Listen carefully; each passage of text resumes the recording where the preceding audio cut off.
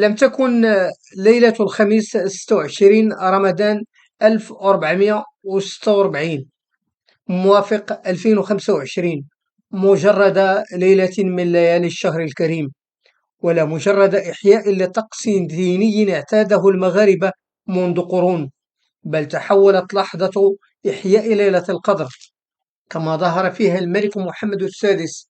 إلى لحظة سياسية محملة بالإشارات ومفتوحة على أكثر من قراءة وتأويل.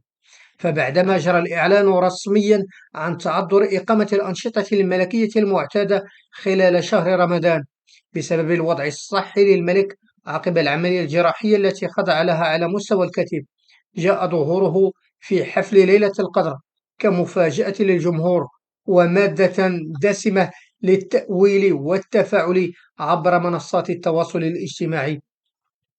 لقد تابع الجميع هذا الظهور بعيون مترقبة ومشاعر مختلطة من الاطمئنان والفضول، حيث شكل الحضور الجسدي للملك أول إطلالة رسمية له منذ بداية رمضان 2025،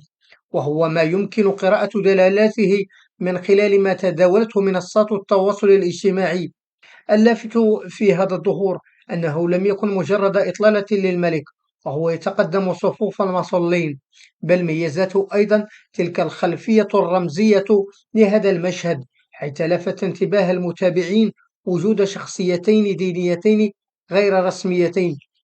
خلف الملك، وهما العالم المغربي المعروف سعيد الكملي والمتخصص في علم البيان والخطابة عبد الواحد وجيه. لا يمكن أن يكون اختيار سعيد الكملي ليظهر خلف الملك مجرد صدفة بروتوكولية، بل هو اختيار محسوب بعناية يعكس وعيا عميقا بمكانة هذا العالم لدى شريحة واسعة من المغاربة، خاصة منهم الشباب المتدين والمتابع لمنصات التواصل الرقمي. الكملي بخطابه التقليدي الهادئ وسعة اطلاعه الفقهي وابتعاده عن الجدل السياسي بات أحد رموز التدين المغربي الوسطي في زمن التيه والضبابية. أما عبد الواحد وجيه فبيانه الخطابي المؤثر وحضوره الأدبي المتميز يشكل بدوره أحد أبرز الوجوه الجديدة في التعبير الديني بطريقة تتسم بالجمالية ومخاطبة الروح. هذا التفضيل رغم بساطته الظاهرة حول المشهد من مجرد طقس ديني إلى لحظة تواصلية بامتياز، وجعل من الصورة رسالة مضاعفة، أولا بظهور الملك نفسه في ظرف صحي خاص، وثانيا من خلال الأسماء التي ظهرت في محيطه القريب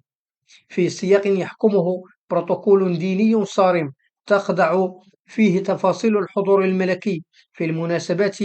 الدينية لأقصى درجات التنظيم والانضباط. لا يمكن اعتبار هذا الاختيار أمرا عفويا، فظهور شخصيتين دينيتين تحظيان بمتابعة جماهيرية خارج الإطار المؤسسي الرسمي يؤكد أن القائمين على ترتيب هذا المشهد يدركون جيدا حساسية المرحلة وحاجة المؤسسة الملكية إلى تعزيز الجسور الرمزية مع المجتمع، خاصة في ظل السياقات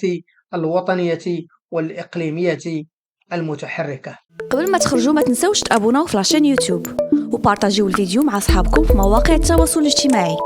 وما تنسوش ديروا جيم.